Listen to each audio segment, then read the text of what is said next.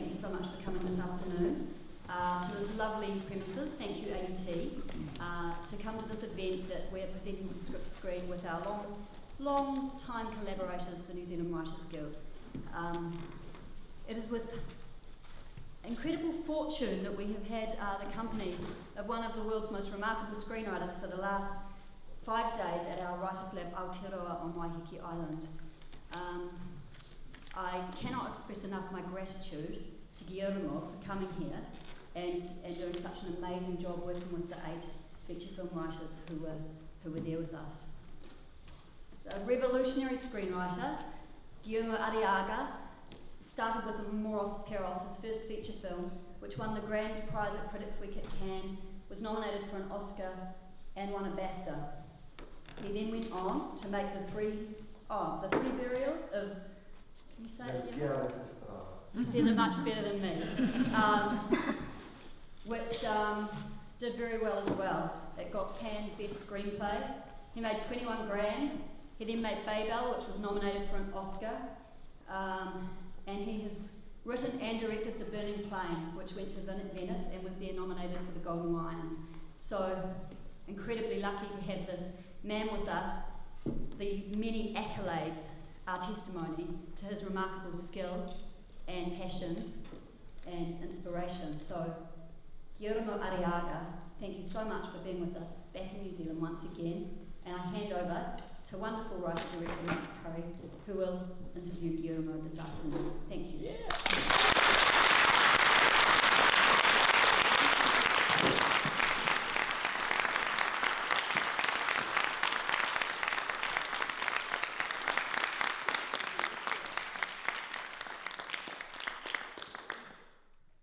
Thank you, Esther, and thank you, Script to Screen, for organising this. I just want to second Esther's words. It's an incredible privilege to be here talking to you today, Guillermo. And I want to we've got 50 minutes. There's so much that we can learn from this man. We're mostly an audience of writers, so we're going to be talking a lot about process. But I just want to start with my first question to Guillermo, which was, can you just run through the proper pronunciation of your name? Let's get this right. Mr. Perfection. Guillermo Arriaga. Guillermo Arriaga. Yes. Okay, thank you. I know that the Arriaga is kind of difficult. Guillermo Arriaga. Arriaga. Okay. So let's get started talking about your process as a writer. We've all heard, we've done these lessons, we've had these people talking about the 3-act structure and the 10-page turning point. And what's fascinating about you and your style of writing, someone just told me you just sit down and write. How does that make sense? Well, first of all, thank you for coming on. This is Sunday, isn't it? Yeah. Sunday. So thank you very much for being here. It's a privilege for me, Esther. Thank you very much for the invitation. This is my fortunate second time here in New Zealand. I just love the country and the people of the country, of course. And thank you very much, Max. And what I want to acknowledge as a writer is that we use very sophisticated narrative structures in daily life. We never go linear when we tell a story in daily life. We always go back and forth. And it's unnatural for me to tell a story linearly. It's funny how the critics, when they want to criticize my work, they say that jumping all around is not natural to tell a story. False. We tell stories every single day in a non-linear fashion.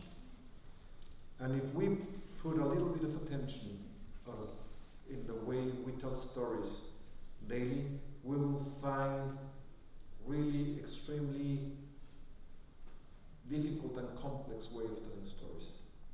So why can we bring those structures to cinema? Second, cinema is a very young medium. It has only 100-something years. It's finding its own voice. William Faulkner, Virginia Woolf in literature, Pablo Picasso or Joan Miró in painting, they have created broken structures. So I think it's not a definitive voice that film already has. We are finding the ways to tell stories in cinema. And I think that it's a, the 3 acts is not always it's not the only way we can tell stories. It's a problem because sometimes the story needs something else. For example, it needs different points of view, like rational. Why do we have to go first act, second act, 3 act? That works. I am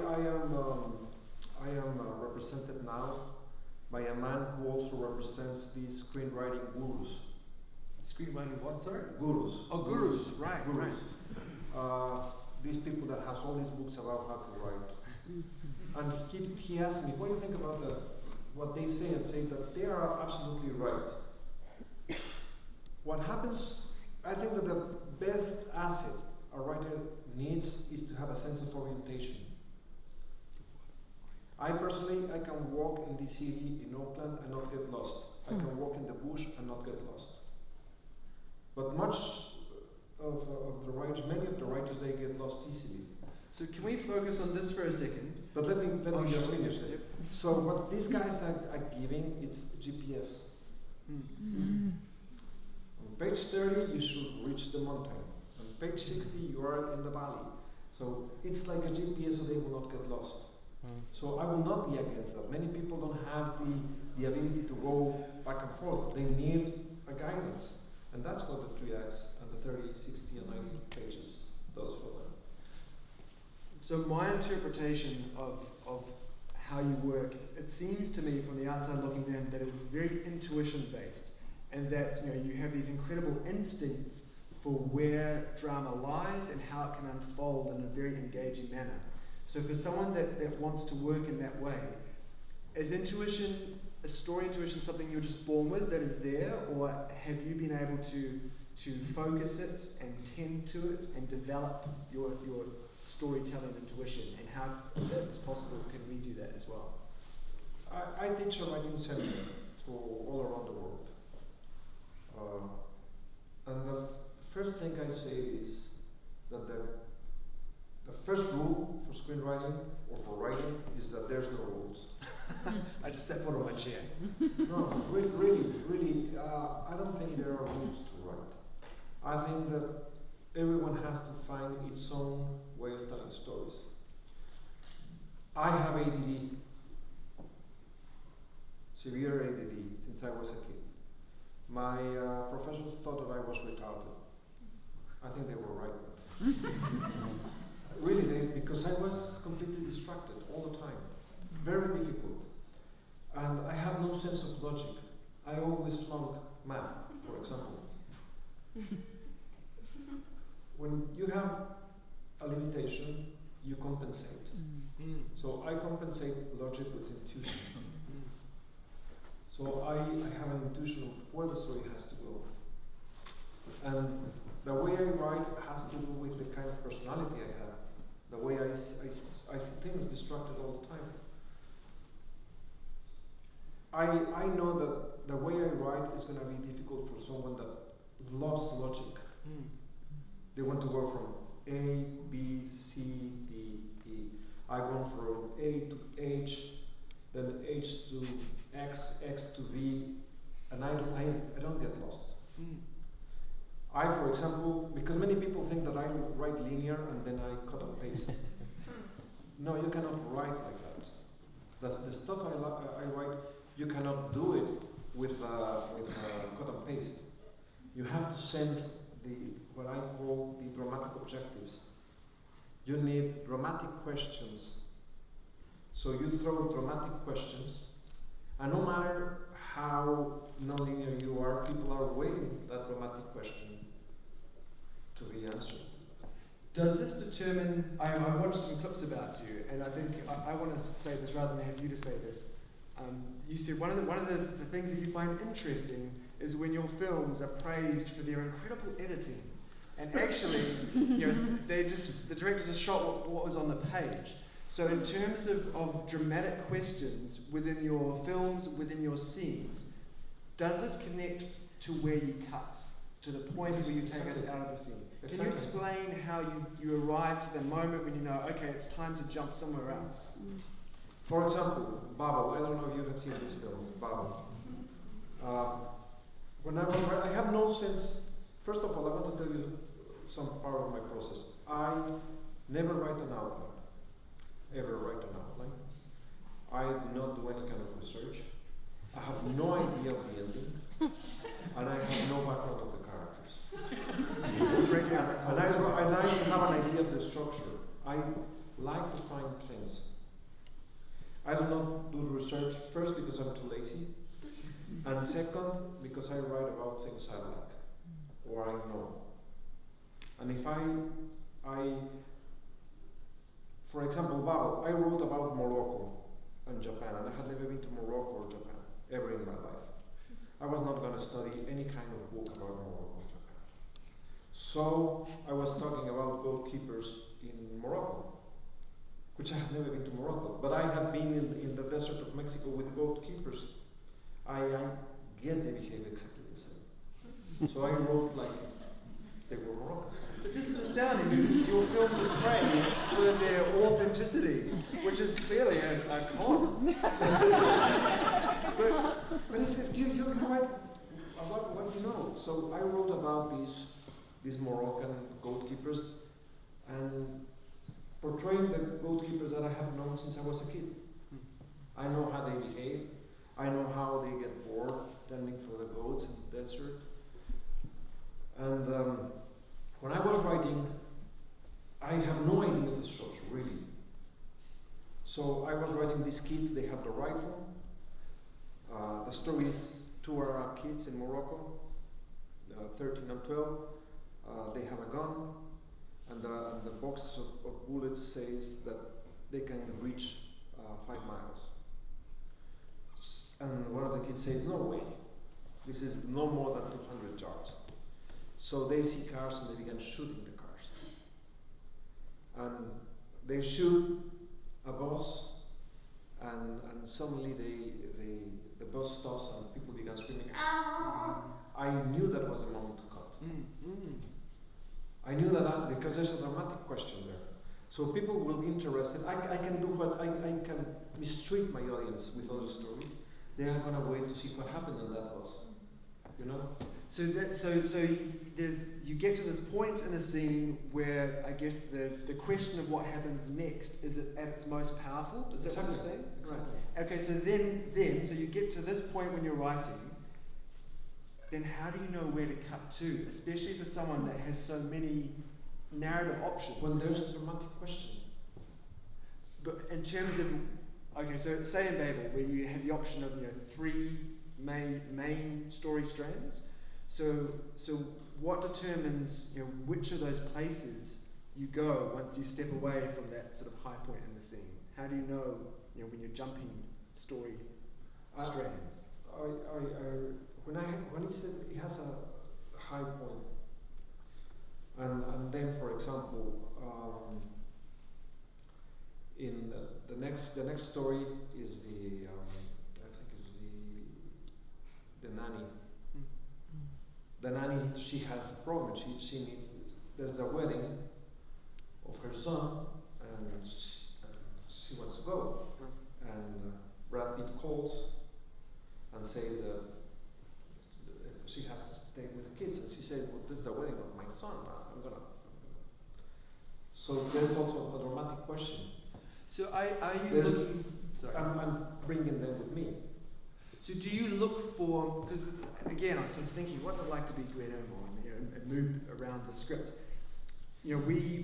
The traditional way is these sort of plot things, but are you looking for connections across these breaks, or are you looking to stop the narrative going in one direction and take it somewhere different? Do you know what I mean? Or are you looking for something that takes the narrative across? It's not as such conscious work.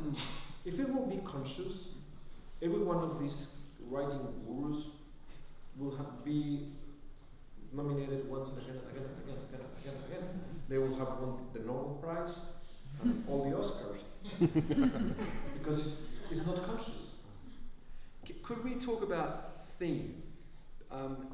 I'm interested, and actually before this talk I kind of put the net out there to see if there were any questions, and there was a lot of people that said, does he start with a theme and then sort of follow that into the story, or does the theme, he has no idea what his theme is and that emerges later? I have no idea of the theme. What I have, for example, I was 12 years old. I was in a hunting trip. And I was with a friend who was 16. We were shooting a 30-06 rifle. And the box of bullets says it has a range of 1 miles. And my friend says, no way. Let's shoot the cars. So he pointed, he aimed at the cars that were like a mile away. Say, I'm going to shoot. I say, no. Well, what about if it's true? And he's, nah, don't worry. I say, no. We didn't shot the cars, but that story kept in my mind since I was 12. Once and again and again and again and again and again and again and again. So it slowly begins to simmer a larger story. And then something else happens in your life, and you begin bringing them. MELQUIADES ESTRADA, for example, he's my friend. He exists. He's an illegal alien in the United States. And his sister-in-law, she disappeared, crossing the border. She just disappeared. Her husband, Pedro, who's my friend, they are literary farmers, people who live in rural areas who have nothing. He began growing his hair, saying, I will not cut it until I find her. And she disappeared for a year. They thought she was dead. But what happened is that she went to jail because she crossed with a fake passport. And for the United States, that's a delito? A crime. That's a crime, so that's why she went to jail. And from that experience I have, what will happen with a woman that you cannot find her? So I began putting together all these stories. And what helps me, I don't know the ending, I don't know the theme, I discover it, and sometimes during the process or a little bit before the process, I have a concept. The concept in BABEL was an event that would change something forever in one day. The name of BABEL was Last Day, the last day of innocence, the last day of love, for example, the last day of trust. Is that day where everything changes. You shoot someone, everything is the loss of innocence. Okay, so I'm curious now, in terms of your process, it sounds like it's such an intuitive voyage of discovery. What does that first draft look like? Like, is it a behemoth of hundreds of pages that you sculpt down, or is it sort of a massive flow of conscious, or does it come out the first time as quite a 120 page edited script? It comes not 120, but 135 pages, I think, 130. So I have a little bit to cut, to trim. But no, I try to make it look like a screenplay from the beginning. So can you talk about the rewriting process then? Because again, it's not as if you've done all these treatments and outlines and then just sort of moving that into a script. The very first sort of piece of writing you do is a screenplay. How much does that change during the rewriting process? What obsesses me is rigor, and I think that rigor means to challenge and confront all your creative choices. What's the word, sorry? Challenge and confront. Rigor. Oh, rigor, right. Rigor. Not mortis. For example, 21 grams, I have a story of a very wealthy man who runs over a family and kills them. And this wealthy man cannot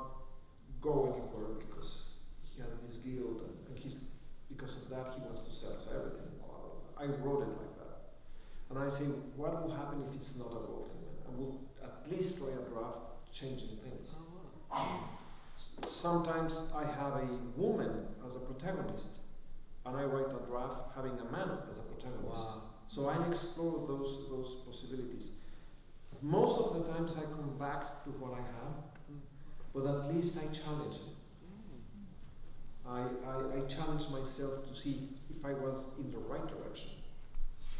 And when you're deciding, which protagonist to change sex, or which character to change status, do you pick on the idea that is strongest to sort of see where its weakness is, or do you pick the part that you are uncertain about or unsure about to change?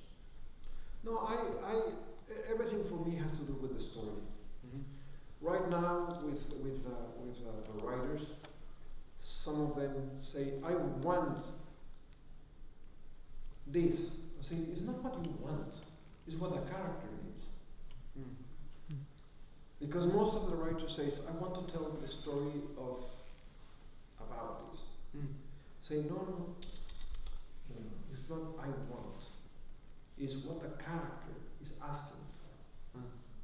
And the character, you need to find two things. What the character needs and what's the structure within the story, to see if it fits in the 3 acts. And there's no will in writing. You cannot say, I'm going to write a masterpiece.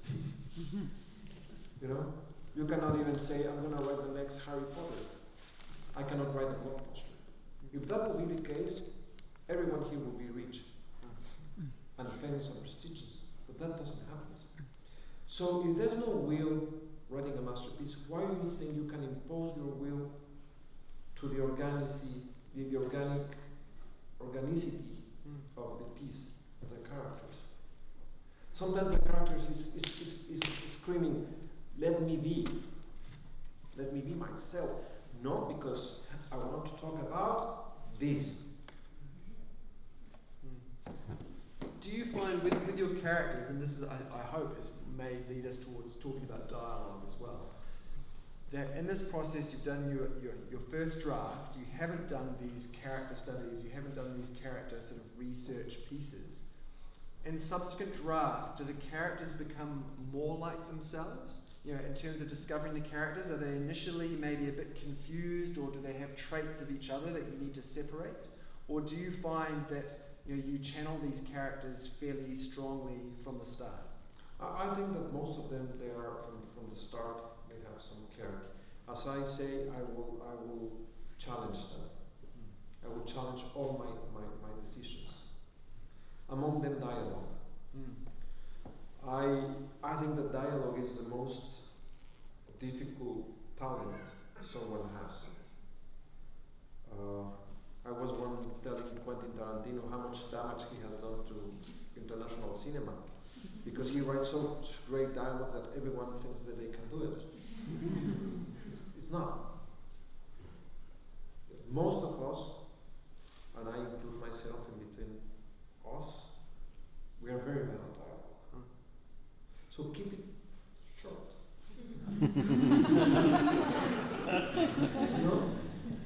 And what I do sometimes in drafts is, if I have a 4-line dialogue, I will cut it to 3. You're so cruel to yourself. Huh? I said you're so mean to yourself as a writer. Look, the first time I came here, I asked people to wash their hands. Have you washed your hands? I always wash my hands. My father was a microbiologist and did swabs and petri dishes. No. See your hands. You know what they're going to be? What? The hands of a corpse. Right. Yeah, that's true. We're all going to die. So you can do something with them. And my work is going to survive me. And it's not that I'm mean to myself. It's that I really want to do something that is an affirmation of life against death. And my work is an affirmation of life. It doesn't matter if it's a commercial film or it's an art film, it's what it's gonna survive. So I better have a good piece of material that's gonna survive me. It's like really being passionate about the work. It's not being. I think I want to be mean to myself and not mean to the audience. I want at least I want them to know that I put my best effort in every single step of my work. At which point in the process do you think most about the audience? When do you start to think about how they will experience what you're making? I don't think about the audience. I think about the work. If I began thinking about the audience, I begin to concede. And if I concede, I'm doomed. My obligation is to the story, not to the audience, not to the political message, not to what I want. Is to the story. Just sitting here listening to you speak, I mean, I'm awed and envious that so much sort of comes out seemingly quite focused and fully formed, like these characters, these voices, you know. And I'm wondering, you know, you wrote novels before you became a screenwriter, is that right? Yes, that's right. Yeah. Can you talk about how perhaps, you know, that form of writing has, you know, the pros and cons, the strengths and weaknesses that's brought to your craft as a screenwriter? Well, right now, by the way I'm writing a novel, it's extremely difficult to write a novel. And it showed me the love for the language and the love of perfection and the love for the right word. I hate to repeat some words in my movie. I hate to repeat some words in my screenplay. That's what I ask in my contracts, that the actors do not improvise. Interesting. Because then they repeat a word. I have been taking so much care in the dialogues, they repeat it. For example, if a father tells his 14-year-old daughter, "You're a slut," that has a weight. It's something very strong to tell. And if an actor improvises and says, "Oh, you a slut," like a joke, it diminishes the power of this line of dialogue. Okay, I also want to. This is related, but we're skipping tracks a little bit because you know you've done many things. You've also directed The Burning Plains, an amazing film. Thank you. Can we talk about a writer-director on set? Because you just said you don't like your actors to improvise. So when you're on set and maybe something isn't working, how do you tell is it my direction? Is it the dialogue? And do you change any dialogue on set when you're directing your own works? I'm not always willing to change dialogue if I have if the actor have a conversation with me and convinces me why it has to change. But what I don't like is actors saying, "I'm going to give freshness to the dialogue." Saying, "Why do you think you are going to be fresher than what I have done?" I was once in the Sundance lab in Utah, and I have a Brazilian director. I was an advisor, a writer and director, and he was like, "Maria comes inside the room and talks to Jan, and say, what's the dialogue? Oh, they will improvise like in AMORES PERROS." I said, "It's not improvisation." Wow. I said, "You wrote?" "Yeah, I wrote every line of it, but it looks so fresh." Of course, that's my job. So fresh dialogue, it's what we all want, it's what we'd all love for our screenplays. You've clearly achieved that, we've seen your work. Is there any point where you engage with actors where you need to hear someone else perform it? I sometimes I even act my own stuff to see how it works. I'm obsessed with the distance between actors. I'm obsessed with what the hands are, or the eyesight is. I'm obsessed with all these details that tell the story.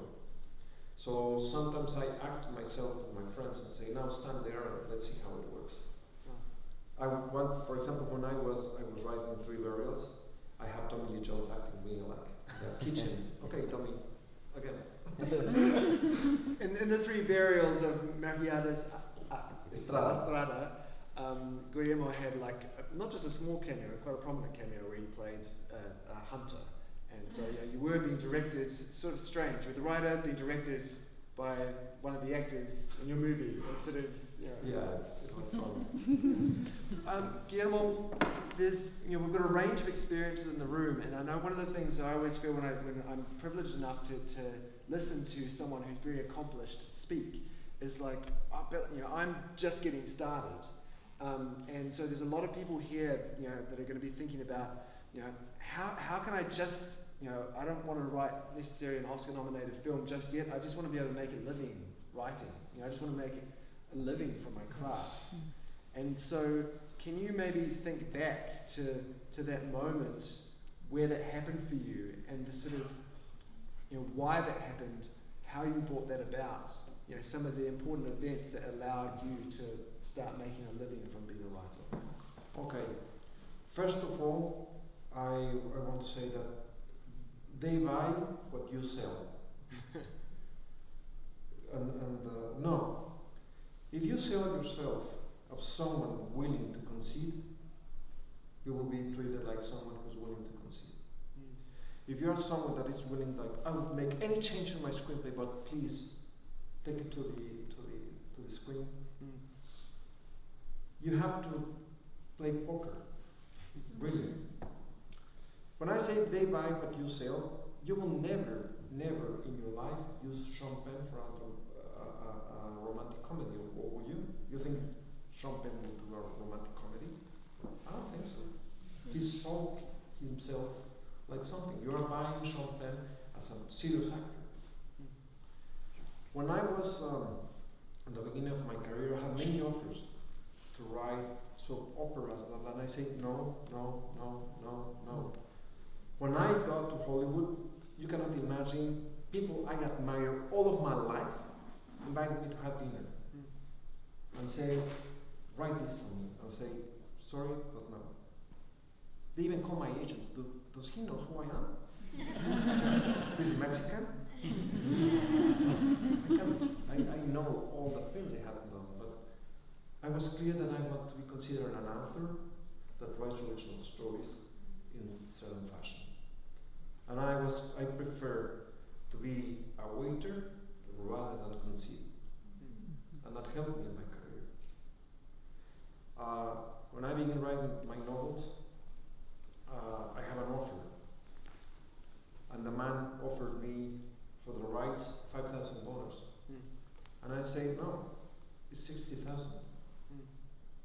And he say, you want $60,000 for that little book? I say, it's not a little book. Give my book back. I say, no, wait, no, fuck you. I don't want to hear about it. And I don't want it because you say it's little, it's 80,000. And I was like, I need the money. I really needed the money. But I was like, I don't mind. So it helped me.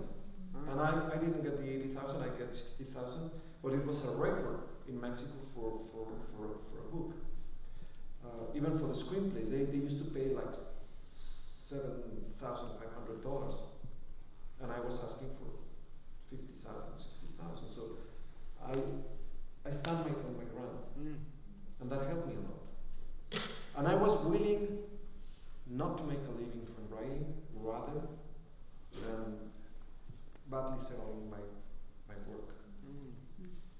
Even, and I had that since I was a kid. It's not, because many people say, of course in your position, but I was not in this position all the time. There was really moments where I say like, without money I could be rich for the rest of my life. They offer me big projects. When I just arrived to Hollywood, and I say no to all of them. And you have to be like, what about if there's not another opportunity? Going, was there a time when you doubted yourself? And I was just thinking, before you even arrived arriving in Hollywood, back, I guess, the very, when was the very first time that you knew that you could make a living as a writer? I began making money at the age of 18. I began writing stories for a newspaper for kids. So it was the first time I was being paid for what I was writing.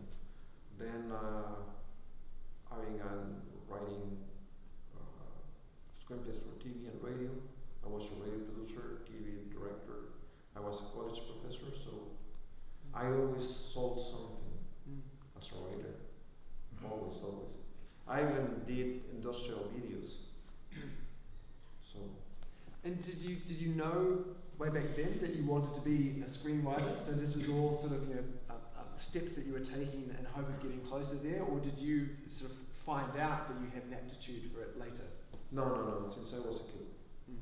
Since I was you're gonna laugh, but when I was 8, I was with a bottle of Coke and I was thanking for my Oscar.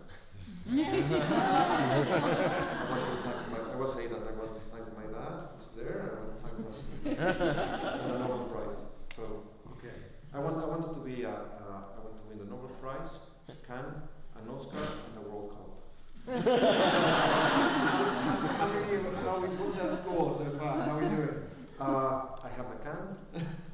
I have been nominated for an Oscar, and of course I'm going to win the Nobel Prize. Fantastic. Yeah, I mean it's actually really refreshing, as New Zealanders, especially. I mean, New Zealanders in general, we tend to be quite sheepish and modest, and writers of all people, even more so. So it's actually quite fantastic to have a writer say, I'm worth this, and I deserve to be paid, and no, I'm not going to compromise, what I'm doing. I have a clear idea of what I want, and you're going to wait until you get it. I think it's really a valid lesson for us. Could we talk about what happens when you get stuck, when you're writing a script? What you do, how you deal with that? First of all, I don't panic, because many people panic. I just sit down in front of my computer, and sometimes I force myself to write at least a number of lines. But if that doesn't come out, I don't panic because I know I'm writing. Because unconsciously, your brain is fixing things. And at one point, they're going to come back. So I don't panic because I know many people panic really with the writer's block. I don't. But I sit down. Even if I don't have a line, I have to sit down for 8-10 hours, sometimes staring at the computer and being calm about it. Okay, so this brings us to the... Because I pay the bills with my writing. It can panic me because I make a living from it. And there's the saying that we only have a gallon of ink in our lives. And you can panic to think that you run out of ink. And forget about the art, is your way of living. And it can really cause a panic attack in some people. So like, what about if I have nothing else to say? And so you have to calm down and say, something's coming, wait, don't panic, wait, it's coming. Do you have multiple writing projects on the go at any one time? No. Only ever the one? Remember how we men were not multitask, and ADD men are less multitask. Now, right now, for example, with a novel, I have to shoot 3 short films and write a TV pilot, so I have been interrupted a lot of times. But I prefer to stop the novel, write the pilot, and go back to the novel. Which is really confusing because you lose track of where you were going. It's like an interruption. It's like a cut in your film. It's like you're shooting a film and suddenly stop and now go do something else and then you come back with the actors and say like, where were we? Okay, so one of my favorite questions to ask writers, can you tell us actually now about your habit as a writer. You know, the hours that you work, what you work with, what your desk is like. You know, just sort of paint a picture for us of the actual act of writing, not so much the process. Well, I have my studio, which is in my house, which is a mess. Right now they rented me a house here in Waiheke, and I don't know why in less than 2 minutes it was a mess. I have this talent to have my underwear here, my shirts there, bottles of Coke spread all over the rock, and I say like, in what moment does tsunami happen here? So it's a mess. And I write, for example, with a novel when I am at my house, I spend like from a lot of hours on the computer. Lot of hours. The same amount, the same hours every day, or that's quite sort of random? No. as well? I try to have the same amount every day. Do you believe in this idea of a muse, that you're sort of, at some point inspiration strikes and you write, or can you channel the muse by choice? Well, I can tell you, if there's a muse, you have to be waiting for her. You have to sit down and at some point she will walk across the room. Very fast. They run very fast. Stay here. Sometimes you have to seduce her, like, babe. Or get your ass here or I'll break your nose. But you have to be there. The muses will only come if you are sitting there. So I don't believe this thing of inspiration. And as the master of masters, William Faulkner, say, be the writing, not the writer. How's your writing changed as you've got older?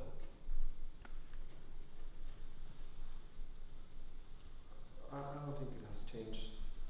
Maybe I have less physical resistance. What do you mean physical resistance? It's you staying 16 hours a day writing.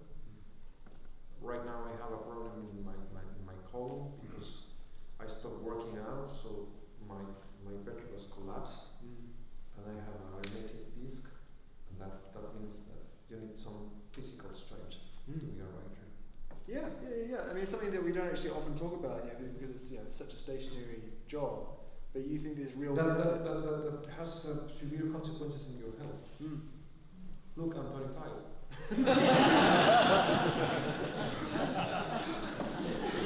Speaking of health, you said something before which I found kind of profound, which I want to revisit, about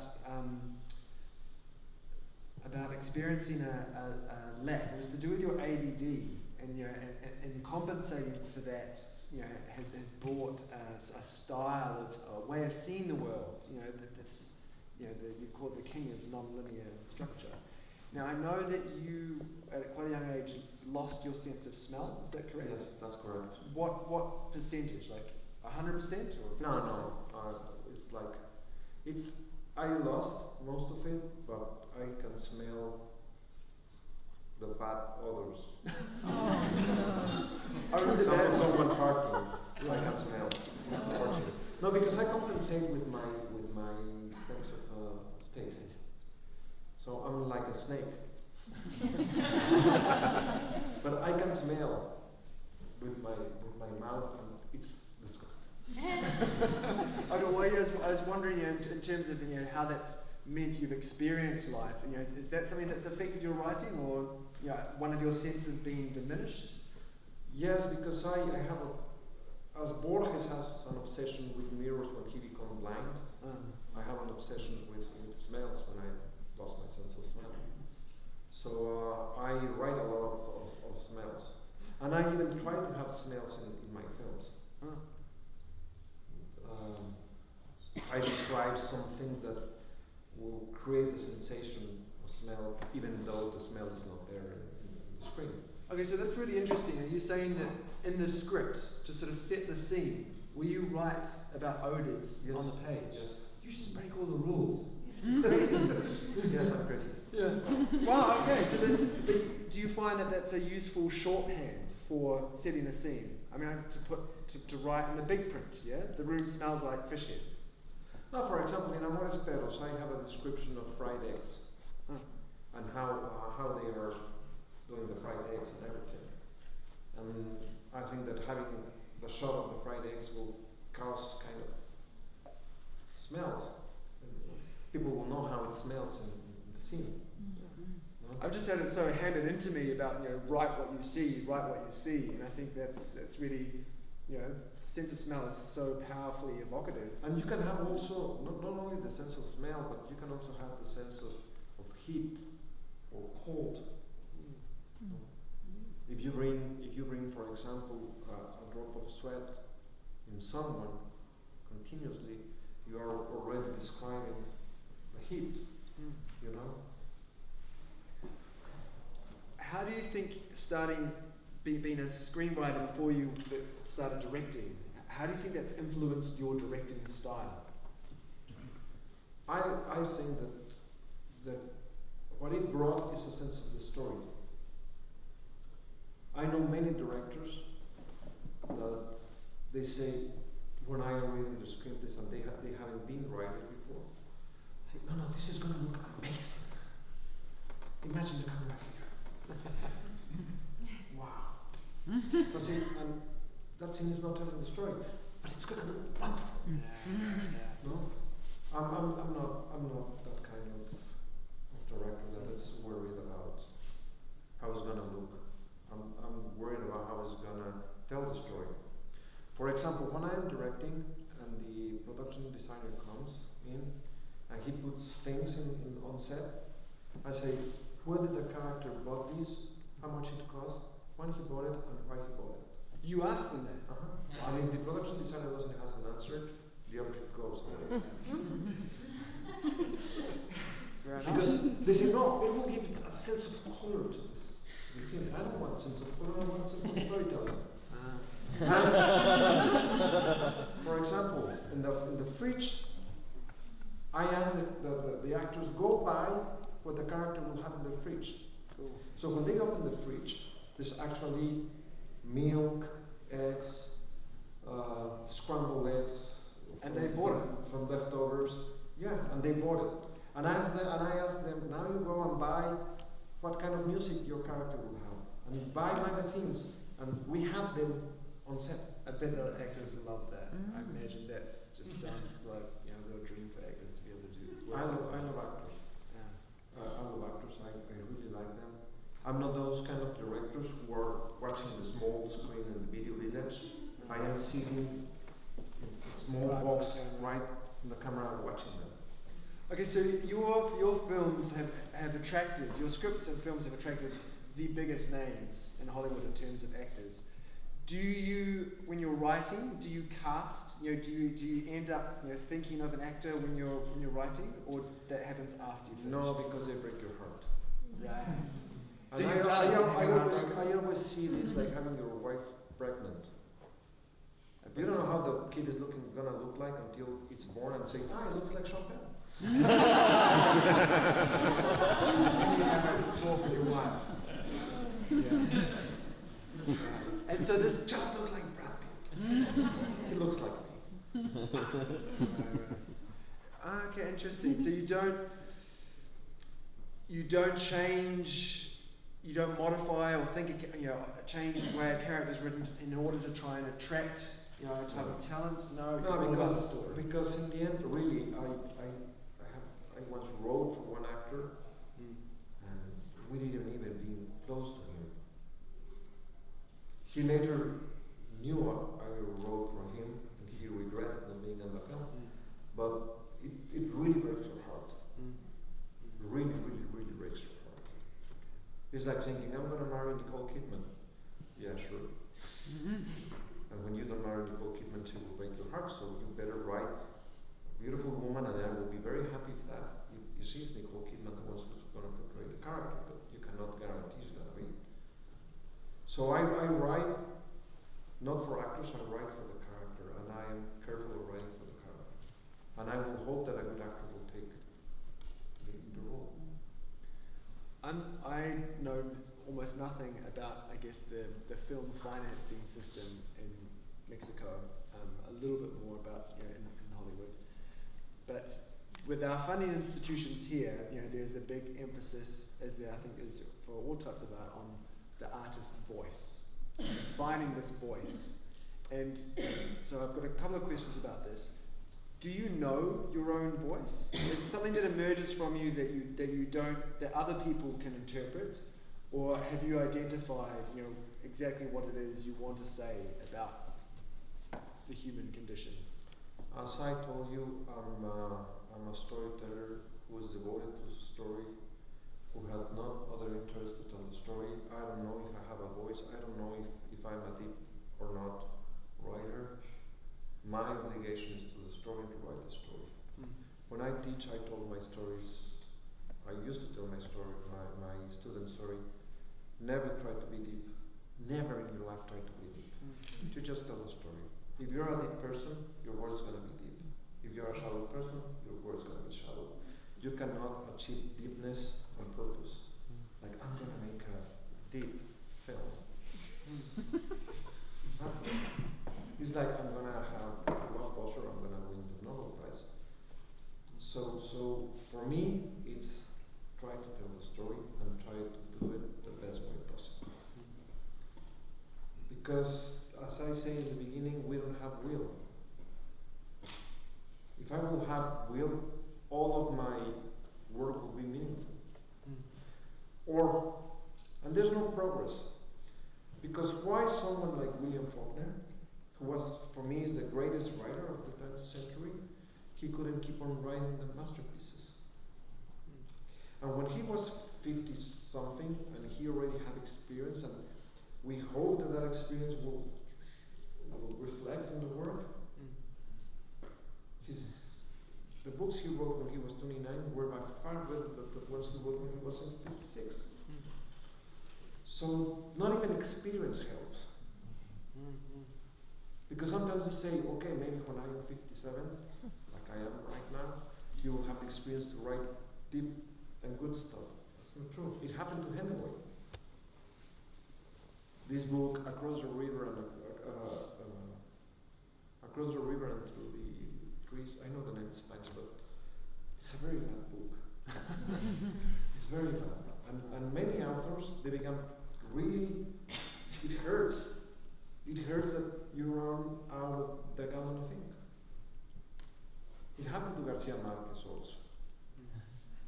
100 Years of Solitude is the best book, and the last book is far away from 100 Years of Solitude.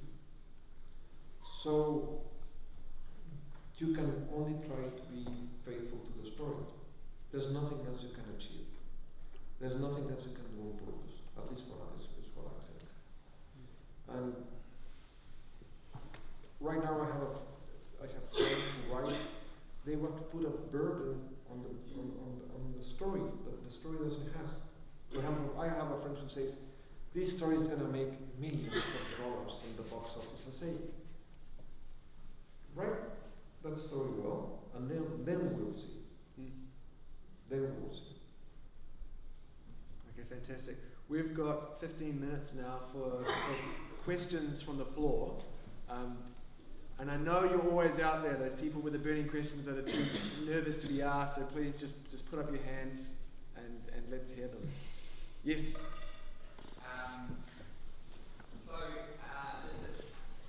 it right to say that the first thing you write is script? You don't jam the characters' desires, or the first thing you write is actual script, and everything else just happens inside your head? Yes. When does that process start though? Because we're becoming... But let me tell you why.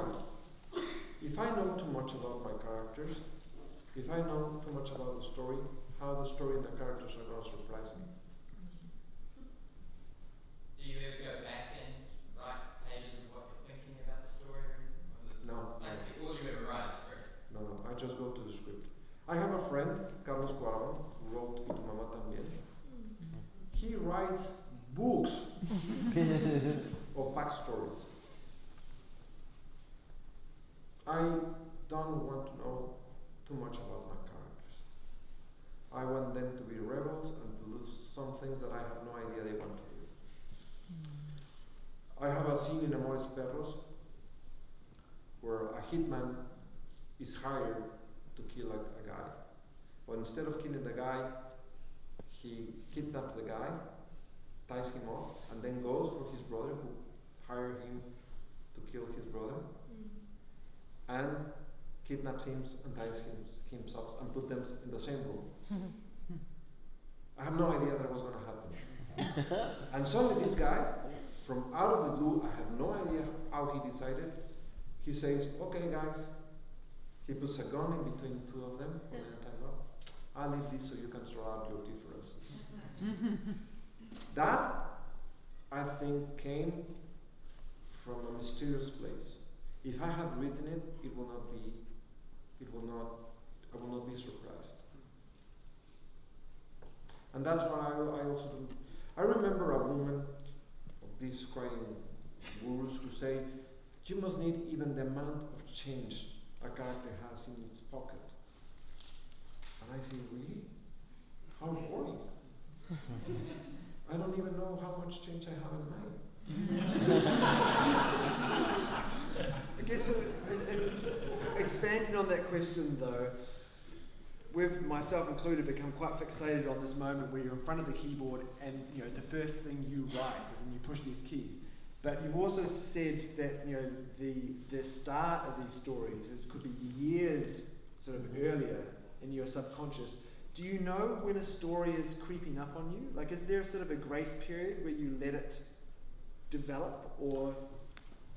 I began to feel sick, and this is a physical, real feeling, that they began to get stuck here, and they began to, until I tell them. So they slowly began to creep to my throat. And there's like, you have to tell them! Wow, awesome. It's physical. Cool. That's Oh, you wait until you feel it?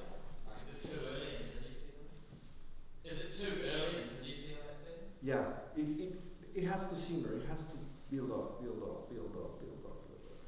And then I had scary moments in my life where I was completely blank. There was like, stories. Where you go, come on. And they are over. And I was like, okay, now I have to direct because I have no stories to tell. I will have someone to tell them and I will direct them, but no. Fortunately, they slowly came again. Lucy? Yeah, I had just a question. Kind of, you were talking about characters, and I suppose some of those particular characters. Oh, yeah, good idea. Some of those characters that you had in BABEL, being kind of based on an experience that you had when you were a lot younger in your own life. Does that therefore mean that a lot of your characters come from, you already know those people, they're from your life, so that they're kind of familiar and then expanded as you write, or is that? Yes, Is that where your characters come from? most of the characters, they came from personal experiences, from life experiences. And most of the events of my screenplay, they come either from something I experienced myself, or something that I witnessed, or something that someone too close to me experienced.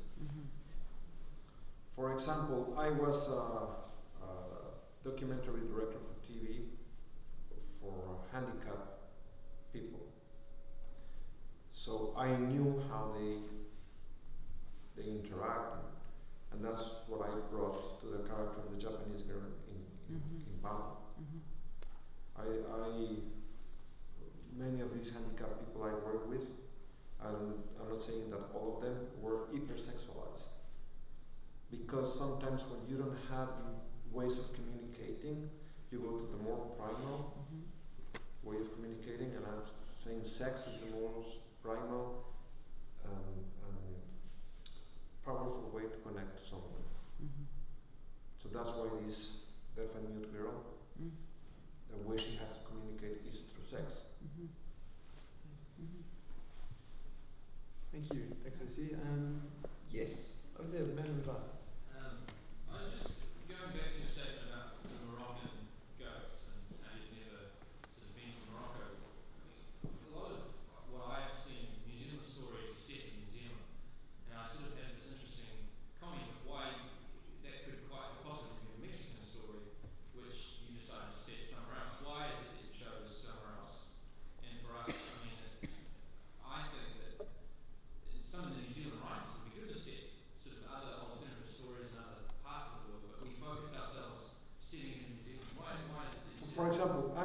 sure that a New Zealander can write a Mexican story. And now I'm going to tell you why. Because we share this, the Maori culture. It's a little, it's not a little, it's very close to the Mexican Indian culture. The problems that have arisen from people who have mixed race are basically the same that we have in Mexico. The identity and the confusion of identity and the guilt of being mean to some cultures, you also have it in Mexico. So you don't need to make any research. You write about what you know, and I'm sure it's going to be a very authentic Mexican film. Really? I feel that we have a lot of romance about it being located in your own region of sort of where you're from. And I think that maybe it's because we've had a lack of New Zealand stories in the media. I don't know. But my question is why you didn't set it in Mexico? Most of my stories are Mexican themed, including BABEL. AMORES PERROS, of course, The Burning Plane, The Three Birds of MELQUIADES, ESTRADA. Even the things I'm writing now for television, even though it's American television, they had to do both of them with Mexico. And William Faulkner used to say, you want to be universal, write about your neighbor. And there have been quite a number of New Zealand films that have struck a chord in Mexico. Once We Were Warriors was a huge success in Mexico. Huge. The Piano, huge success in Mexico. You have films that have really influenced the rest of the world. Maybe you don't notice it because you haven't been in Mexico watching the film. But Once We Were Warriors and The Piano were very influential for Mexican filmmakers. We've got time for just a couple more questions, so I'll get to you in a second, sir. Yes, hoodie man. Hi. You've spoken about, for example, how when you were young and this moment with your friend when you were 12 influenced BABEL. AMORES PERROS is just one of my favourite films personally. And could you just tell me how that story came about for you? Okay. I was 8 years old, and we just moved to another neighborhood, a tough neighborhood, and we wanted a dog.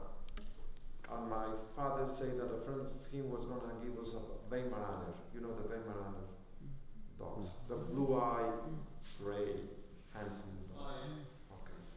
So we go to the house of these friends of him, and there are like beautiful puppies, blue eyes, and there's this mutt, black, horrible, with long hair. And they say, that's your dog. Which means that the mother of this beautiful Weimaraner was not very well behaved. She had a lot of affair with someone that was not. So we had that dog, who was horrible. And very shy. And there were dog fights where I grew up. And this dog was horrible but strong. And he used to run away. We opened the door and he used to run away. And I remember I was 8 years and a half, 9 almost, and someone ran. I was watching Disneyland and I was eating a Gerber, mango Gerber. I remember that exact moment. And a friend said, Coffee, which was the name of my dog, just killed the dog of the champion of dog fighting. Why he killed him? No, they fought them, and he was still with a lot of adrenaline. They saw your dog and threw it to kill your dog, but your dog went on his back, grabbed his throat, and ripped it off. And that's the genesis of AMORES PERROS. And this dog was ferocious. Ferocious. You can imagine how ferocious he was. So when I am 19, 10 years later, we moved to a fancy neighborhood. My fathers did well. We moved to a fancy neighborhood. When my dog ran out, my neighbors used to fight him, my older neighbors, and they make money with him. And he killed every dog. And then he just liked to run away and came back with like little dogs, like he was retrieving dogs, but he was trying bringing dogs and put them. So we moved from that neighborhood, and you know that in certain class, in upper classes, dogs stop being dogs and they become something close to be human beings. So my dog began killing other dogs, but for the neighbors they were not dogs. They were, oh, he killed my daughter and my son, and blah, blah, blah. So we couldn't allow him to run away. So we put him in a big, big lot, but he used to stick his head out and bite everyone who crosses the road. So he bit the bodyguard of the president of Mexico. So they went for a metal tool and hit him in the head. So we cannot have him there. So we put him in our garage, big garage. It was four apartments. So we put in the garage. And there was a woman, this woman who wears fancy clothes with a diplomat husband, who had 16 stray dogs in her small apartment. I think she's a sick person. Someone who has 16 dogs she picked up on the streets and having her apartment, which she left the apartment, by the way, there was this amount of dog shit all over, peeled up against the walls. And this woman loved dogs. And she was like, you're mistreating your dog. No, he just lives in the garage because he cannot live anywhere because he bites everything. You know? And one day my dog disappeared. Gone. I looked for him, gone. I couldn't find him. What happened, and I knew this many years later through his nephew, is that she stole my dog and took him to a dog refuge. And guess what? My dog said, nice, I have like 20 dogs to kill this night. And he killed them all. And that's in AMORES PERROS.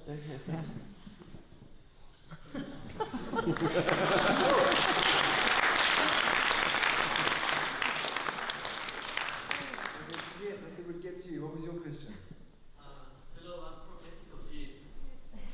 So yeah, I admire your work, and well, I was wondering if you're going to do some. Well, we are passing through a terrible situation in the country now, and if you wanna reflect that in some of your work, and if that, how can that help our society, or through your work, through like an artist, how can I help? Or Okay, first of all, it's not our goal as artists to help anyone. Our goal is to write the best stories possible. Second, the reality has to filter inside your system in order to tell the story you want to tell. Just writing a story because I can help Mexico, I can help Mexico in other ways.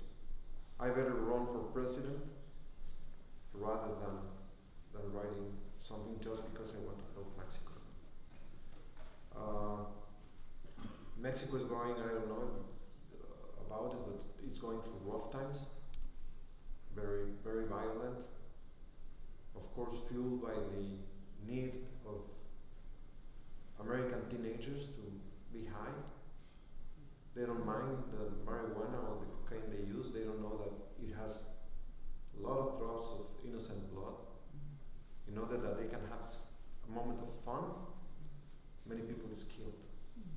But they don't realize, they don't even care. So yes, I'm worried. I don't know if I would write a story about it. Almost 20 years ago, I wrote a novel, which I didn't want to publish, that was anticipating all this violence.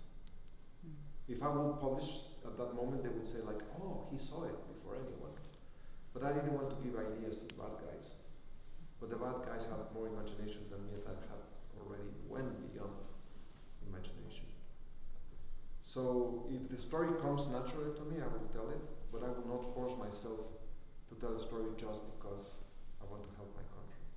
There's other ways to help. Garcia Marquez has the same question to himself when Colombia was having those rough times. And Garcia Marquez says he was very political. And there was a moment where he understood perfectly that in order to be fully political, you should not compromise your art with political issues. You must use maybe the prestige that art brings to push for some agenda, but you cannot put it inside your art. Okay? Okay, we have time for one last question. Yes, from the front. Hi. You mentioned before that you don't like to improvise with dialogue and script, so I wondered how you work when someone else is directing your work, how you work with the director. Do you work very closely with them? Yes, first of all, I am almost 6'2", which is an advantage. 6'2". So I can threaten the director if he does. No, that's okay. No, I used to go to set. I have been very involved with the films, except for BABEL, where I have a personal problem with the director that become messy. I have been in every single set. I have been to the casting sessions. I have been to the scouting. I have been to the editing. I have been to every step of the film. So I have a strong dialogue with the director all the way. And he knows that he cannot change the dialogue. And actors know. I remember in one of the films there was an actor that wanted to change things. And an Oscar winner actor told him, stop it. You act, he acts. He respects you, you respect him. Okay? So stop trying to make all the fuss that I want to give freshness. Be respectful to the job of the writer, because he's not acting. Okay? Great, so sadly we need to wrap things up now, but Guillermo Arriaga, it has been Thank you. such a privilege listening to you.